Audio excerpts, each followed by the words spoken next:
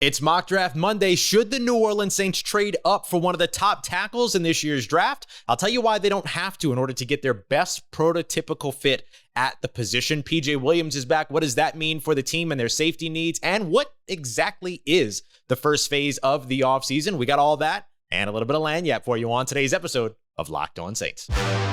You are Locked On Saints, your daily New Orleans Saints podcast. Part of the Locked On Podcast Network. Your team every day.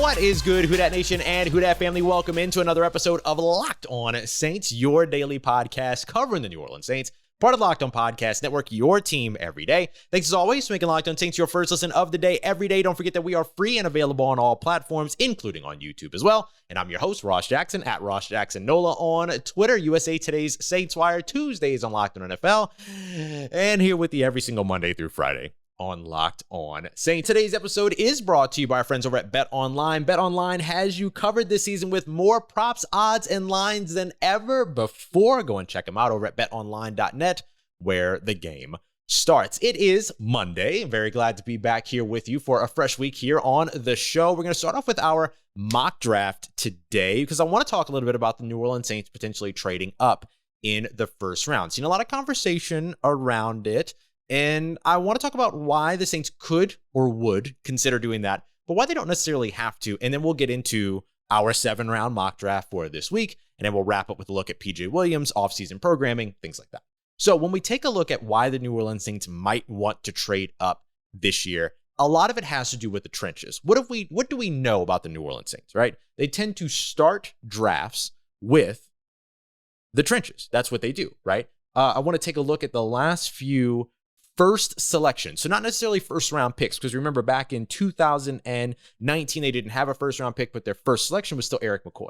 So if you look at 2021, Peyton Turner, we look at 2020, Cesar Ruiz, 2019, of course, is Eric McCoy. And then we go Marcus Davenport, 2018. Then the mold kind of broke a little bit, 2017, because you had, of course, Marshawn Lattimore, who dropped to 11. 2016, Sheldon Rankins, 2015, Andrus Peat. So basically, since Jeff Ireland has been around, the first selection of the New Orleans Saints drafts have been in the trenches, either on the offensive or defensive side. And the one exception, of course, being Marshawn Lattimore. But what happened that same year? Well, they had 2 first-round picks, and that second first-round pick was Ryan Ramczyk in the trenches. So when we talk a little bit about what the New Orleans Saints could look to do, the trenches seems to be the place to maybe target when you're looking at trying to predict what the New Orleans Saints are going to do in the first round, because that's what they tend to do with their first selection. Is it sexy? No. Is it exciting? Not necessarily. But does it help a team win? Yes. Is it the place where the Saints have been very good at evaluating talent? For the most part, right? The jury's still out on Peyton Turner because we haven't really gotten to see him yet. Of course, there's a lot of controversy around Cesar Ruiz. Marcus Davenport came on last year. We've seen great things from Eric McCoy, Ryan Ramczyk. Andrus Peat's still one of the better left guards in the NFL. Doesn't matter if you like him or not. He's one of the best to do it in the league right now, so it's just what he is. And so when you look at why the Saints continue to invest in that spot, well, it's clear, right? They do a good job. Now, they've done a good job when they haven't gone in the trenches either, right? Marshawn Lattimore in the first round, Brandon Cooks in the first round, Kenny Vaccaro in the first round, who became a long-time starter for the team, so on and so forth. So, really the only really upsetting first round pick that didn't work out was Stephon Anthony, and that didn't work out hard. So when we look at this year's draft, could the New Orleans Saints look to target tackle in the first round again? Yes, absolutely. Guys like Trevor Penning, Charles Cross, Ike Mekwonu potentially. Like, there's a lot of different guys they could potentially look at in the first round. But if they want any of those things, they're probably going to have to trade up. And if they're going to trade up, they got to get into basically the top 12, because the top 12 is going to the trenches are going to dominate there. You might see Sauce Gardner go within that group. You might see Kyle Hamilton go within that group. You might see Derek Stingley go within that group, especially after he holds his pro day in a couple of days. There's a good chance that you see those guys get into the mix. Maybe a quarterback like Malik Willis gets into the mix. More than likely, a quarterback like Malik Willis gets into the mix as well. And there are some rumors floating about that maybe some of the quarterbacks go a little bit earlier than expected. Maybe some of those Ohio State wide receivers go earlier than expected. But for the most part, that top 12 it's going to be the trenches. It's going to be guys like Kayvon Thibodeau and Aiden Hutchinson, potentially George Karlaftis. It's going to be those three tackles that I just mentioned, plus Evan Neal, right? It's going to be those guys that are going to be the ones to dominate that top 12. So you got to get in there. So if you're the New Orleans Saints, you have a good trade partner at 12 with the Minnesota Vikings. You trade with them in the draft all the time. The Vikings have a lot of places that they need to address that they can still address at 18. So easy move there. Same thing for the Washington Commanders. Almost called them the football team again. Same thing for the Washington Commanders. And then also same thing for the New York Jets at number 10. The New York Giants have 2 selections, 5 and 7. That could be a possibility as well. So there's a possibility that the Saints could trade into or around the top 12 in order to go and get a tackle that they like. Again, the guys that make the most sense there would be guys like Charles Cross as well as Trevor Penning. But the best fit for the New Orleans Saints at tackle may not require them to do that. They might be able to grab this guy at 18. They could potentially grab this guy in the second round, depending upon how the board falls and if he's involved in that run on tackles. But best believe if there's a run on tackles early, then the Saints may jump to grab him at 18. And that's Central Michigan's Bernhard Raimann. Let's talk about why he's the best fit. And that's who I'm drafting in our mock draft, not necessarily at 18, though. So we'll circle back to all of this when we look at our 7-round mock draft here in a little bit. But let's talk about why Bernhard Raimann is the best fit.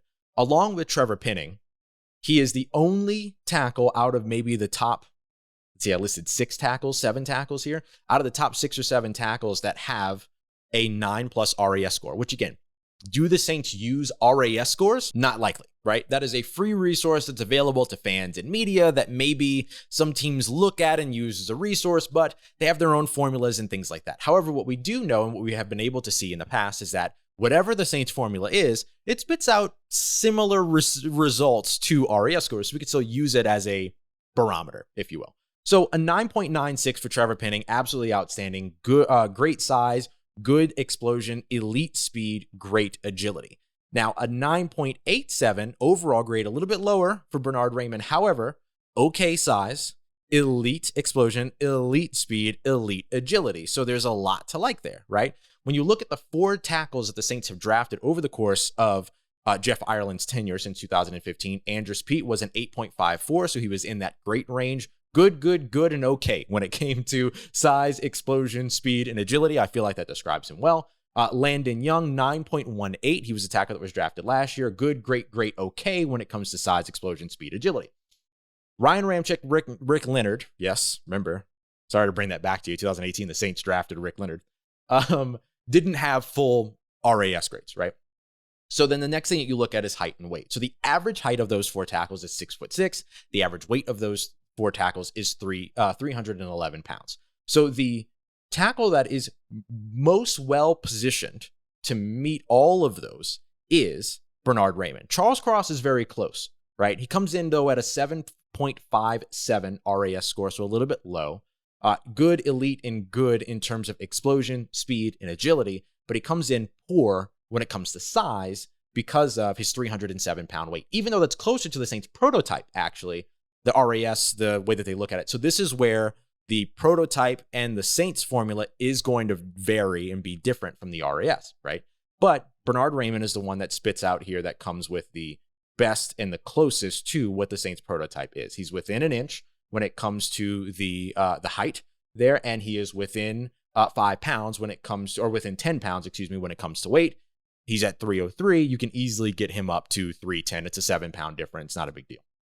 So when you look at it, Bernhard Raimann is the best fit in terms of the Saints' prototypical tackle in this year's draft.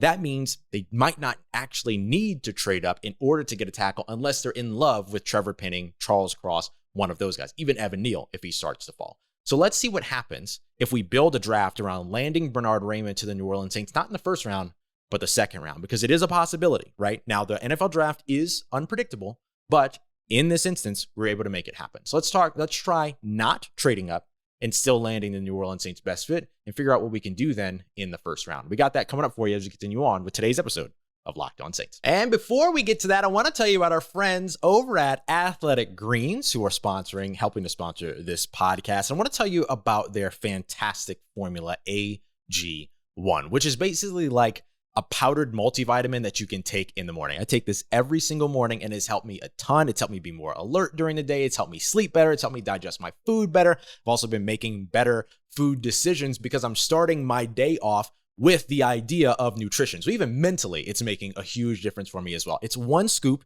in like a cup of water. You shake it up. They give you a nice little bottle that goes with it. You shake it up, down it, and then you're good for the rest of the day. Have it before you have your morning cup of coffee, all of that. So they are awesome. And I love my AG1. Again, it has helped me so much. So I really, really, really recommend if you're having any type of like digestive issues, or you just are somebody that wants to have more multivitamins and things like that, but you don't want to have to like deal with the pills and all that other stuff, then go and check this out over at Athletic Greens. And it's super easy. We're going to make it even easier. Athletic Greens is going to give you 1 free year of the immune supporting vitamin D and 5 free travel packs with your first purchase. All you have to do is visit athleticgreens.com/NFL network. Again, that's athleticgreens.com/NFL network to take ownership of your health and pick up the ultimate nutritional insurance. And of course, I want to remind you about betonline.net. It is your #1 source for all of your betting needs and sports info. We have the NCAA Men's Championship tonight. Congratulations to South Carolina on their big win over in the women's tournament last night. I got a little bit too hyped about UConn and Paige Beckers. I might have lost a little bit of money on that game, but that's okay. BetOnline actually told me not to do that, and I did it anyway. So that's my own fault. So for you, if you want to find all of the latest on sports developments, including the Masters championships that are coming up, odds, podcasts, and reviews for all things going on around all the different leagues this season, make sure you're checking out BetOnline. It's your continued trusted source for all sports wagering information, including live betting, esports, and more. Head over to the website today or use your mobile device. Again, that's betonline.net, where the game starts. All right, family, continuing on with today's episode of Locked On Saints. Thanks as always for making us your first listen of the day every day. Don't forget to go and check out that Locked On NFL YouTube page. Luke Braun and I will be live later today discussing everything, breaking down a bunch all across the NFL. So we're going to dive into our 7-round mock draft. It is Mock Draft Monday after all. Some of these prospects we've talked a bit about, so you can go back to older Mock Draft Monday episodes to hear more about them. We'll, of course, be talking about them more and more and more as the draft gets closer as well. So it's a good reason to subscribe here on Locked On Saints. But I want to kind of run through these and then talk a bit about why I made these selections. So remember, the idea here with this draft was get the New Orleans Saints their prototypical best fit at tackle without having to trade up. Now, the Saints could still trade up, and it would make sense if they did that. Charles Cross, Trevor Penning, so on and so forth. But with Bernhard Raimann, I didn't have to rush. So at 18, I was able to go what I call little risk, high reward, right? It's not low risk, it's little risk. High reward, though, with wide receiver out of Alabama, Jameson Williams. The only reason why it's a little risk is because of this season, right? There's a chance that you draft this guy and then he doesn't get out on the field for 6 weeks or something like that, right? He's coming off that ACL tear during the national championship game, so on and so forth. It can be a little challenging to get him out on the field, but his recovery is going well. It seems that he's expected to be back, so on and so forth, but you never know, right? So little risk, but high reward, because I mean, just get the ball in this guy's hand however you can and let him do the rest of the work, right? He is absolutely phenomenal. Now, if you're a little bit more worried about the injury, then maybe you can go with Chris Olave here. You can go with Garrett Wilson here. You want to jump for like a bigger prospect that is another prototypical fit for the Saints. You could go Christian Watson. I know he's considered a 2nd-round draft pick, but whatever. If you like him, go get him. So there's a lot of different ways to go. Really, as long as the New Orleans Saints were to take a wide receiver here, I think everyone would be happy. So Jameson Williams is the one that I went with because it's a low risk, high reward. Okay. Pick number 49. Didn't have to do anything. Here's Bernhard Raimann, tackle out of Central Michigan. We just talked about him, right? We broke all of it down. He fits all the prototypical marks. Elite everything when it comes to explosion, agility, speed, the things that the New Orleans Saints like. That fits really well in their zone run scheme. Helps a ton in the passing game as well. You could probably get his weight up a little bit. His height is great, 6'6". He fits. It all works. And I didn't have to trade up. I didn't have to give up an asset from next year or potential assets, right? I could have traded a 1st-round pick from this year, a 3rd-round pick from next year, and a 3rd-round pick from this year to get from 18 to 10, 11, or 12. Any of those. The simulator would have let me do it. And that's not too far off from what we have seen in terms of teams trading from the teens to the low teens, right? Or just being, right outside the top 10. That's not that different, right? We saw let me see if I can pull up the trade that I use as the model. The Steelers, when they moved up to draft Devin Bush, they traded a first-round pick, which was their 20th selection, a 2019 second-round pick, so the same year, this was all in 2019, and then a future third in order to move up to 10, but then they also pulled a fifth from the Denver Broncos for that. So I didn't worry about the fifth if I was going to trade up, and instead I made it a first, a third from this year, and then a third from next year, which matches this same model without trying to swindle an extra pick out of the team that was already letting me get up to just outside the top 10 to grab the guy that I like. But I didn't have to do all that. I didn't have to worry about any of that stuff. I just drafted Bernhard Raimann. That was it. And now I have the best prototypical fit. The only thing about Bernhard Raimann that is a little bit concerning is that he'll be 24 years old when the season begins in September. And then he'll turn 25 in September as well. So if you wanted him to sit back for this year behind James Hurst, you're going to have an older prospect. How much better can he get? And he's coming from a small school, so you want to see progress, you want to see development. So if he becomes a top 30 visit, you get an idea to see, you get the opportunity to see a little bit of all that. That would be the only concern. But outside of that, I'm Gucci. I'm happy with Jameson Williams and Bernhard Raimann to start this draft off. Okay, now let's fly through.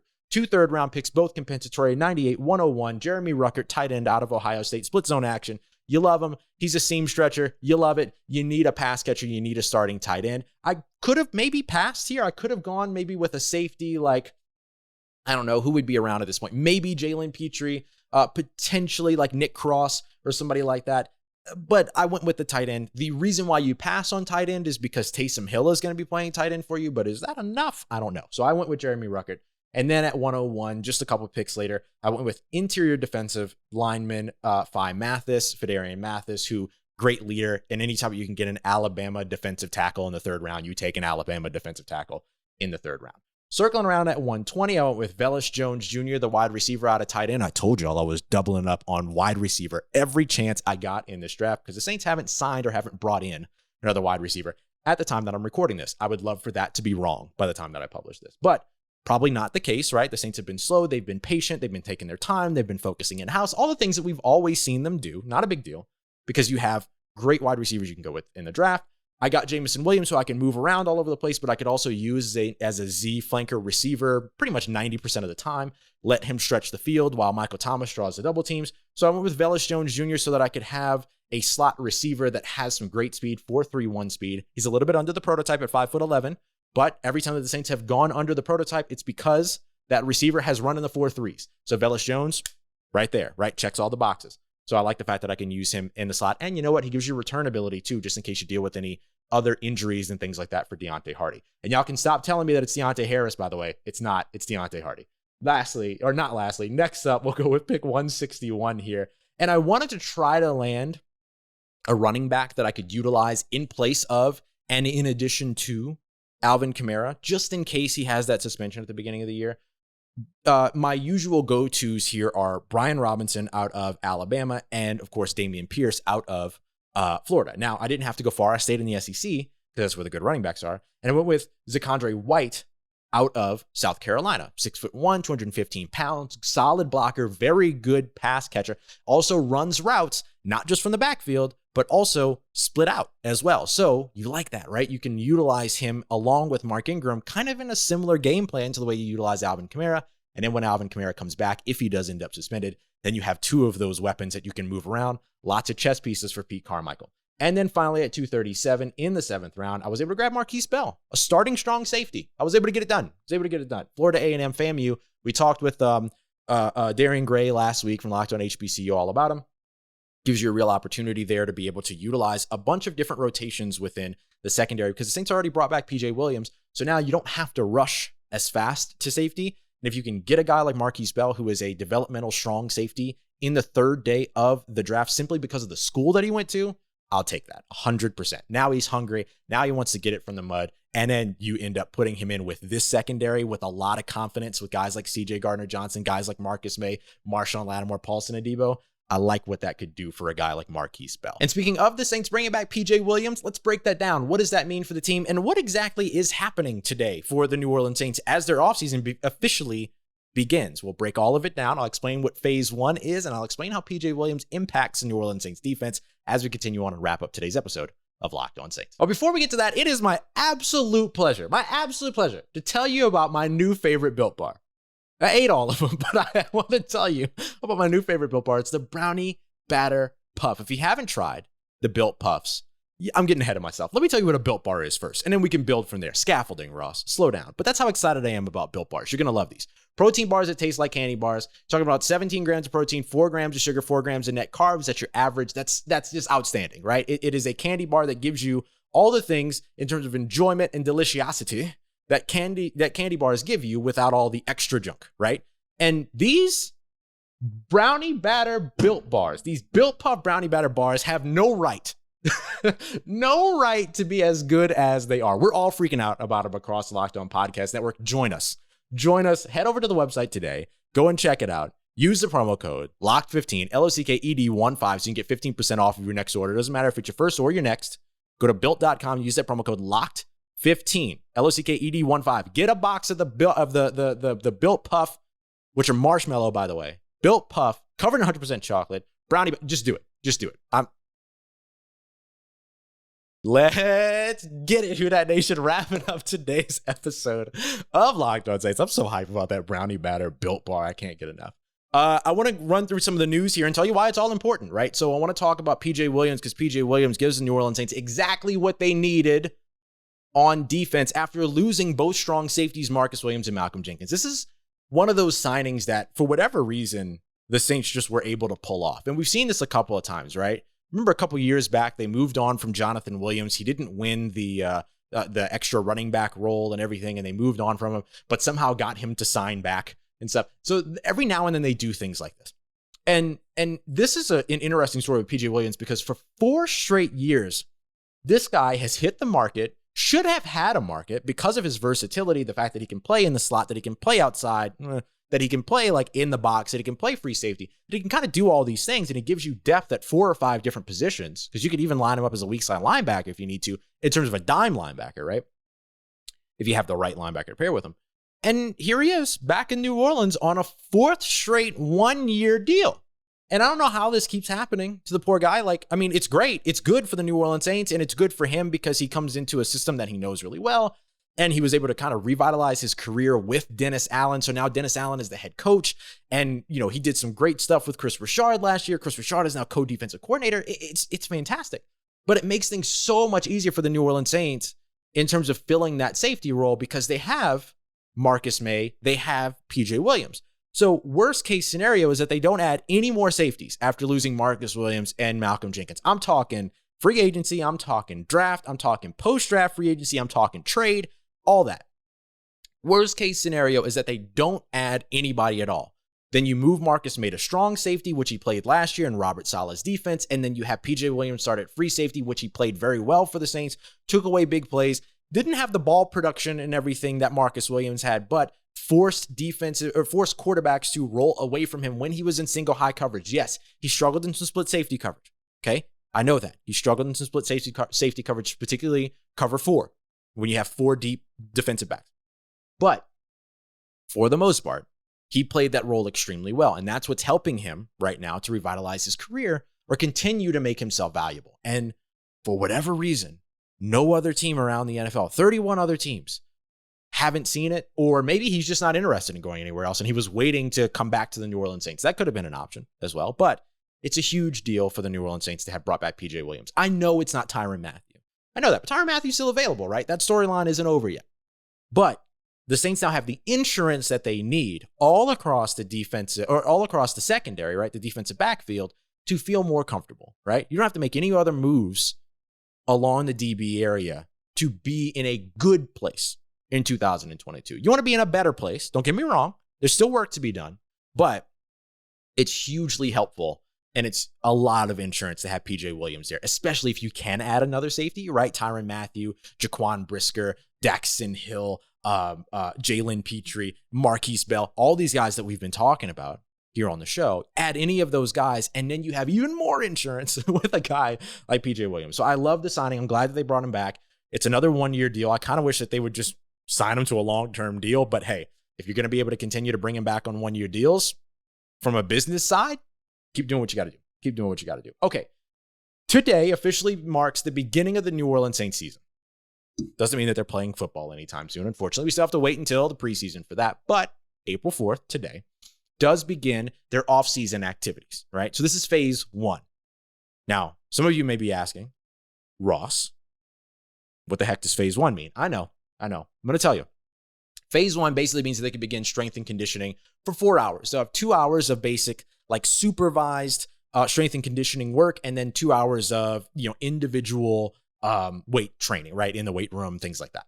No football activities, not allowed to do anything that's like contact drills or anything like that. So you're not going to see in this stuff. This is all about player safety. This is about getting players, getting the beginning of their conditioning and all that stuff ready. So this is also going to be their first introduction to Matt Raimann, the new director of sports science for the New Orleans Saints. Remember, they don't have a strength and conditioning coach anymore. They have an assistant strength coach, but Matt Raimann is the guy. He's the guy now, and they brought him over from Alabama. Remember, he when they bought into his whole system, he cut soft tissue injuries down by 50%, and the Saints have dealt with a lot of soft tissue injuries, and certainly the New Orleans Saints were very tired of seeing the amount of injuries that they had to do. It caused them to play 58 different starters last year, an NFL record, 2 above the NFL record they set and then reset it.